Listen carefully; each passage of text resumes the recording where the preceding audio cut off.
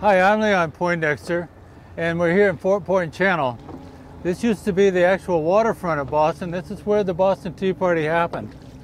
And we're coming up now on the Eleanor, and what we're going to see is a new view of Eleanor that we haven't seen before. She, of course, was built out of an old fishing vessel from Gloucester.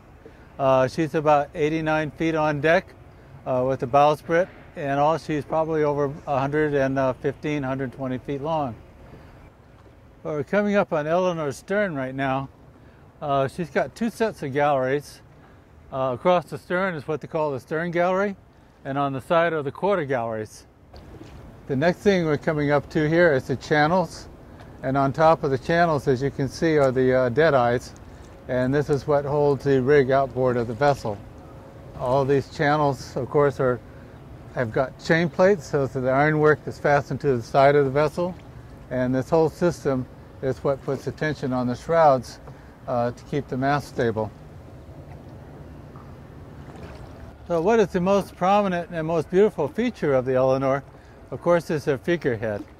John Rowe, the owner, and his wife never had any children of their own, so he decided to name Eleanor after a niece. And this, of course, was Eleanor. We don't have any pictures of Eleanor.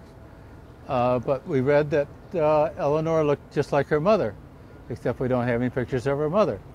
But it turns out that Eleanor's mother was John Rowe's wife's twin sister, and we do have pictures of her. So this is what Eleanor looked like. The man on the medallion is, of course, John Rowe himself. So there you have John Rowe and his niece Eleanor, and a family portrait. Well, after looking at Eleanor's figurehead, the Beaver, of course, was a Quaker vessel, and instead of carrying a figurehead, she carried what we call a billet head. A billet head is a very fancy scroll. The Quakers were not into using fancy figureheads, but a little more simple billet head, a little more modest adornment for the bow of the vessel. Gary Anderson of Connecticut carved both the Eleanor's figurehead and this handsome billet head for the Beaver.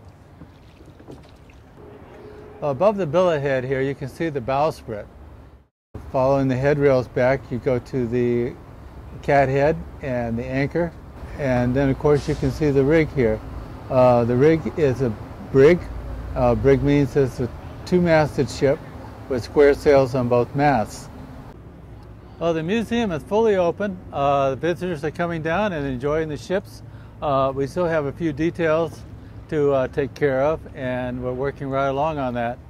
But that's about all the time we have, and I need to get back aboard and check on what we're doing.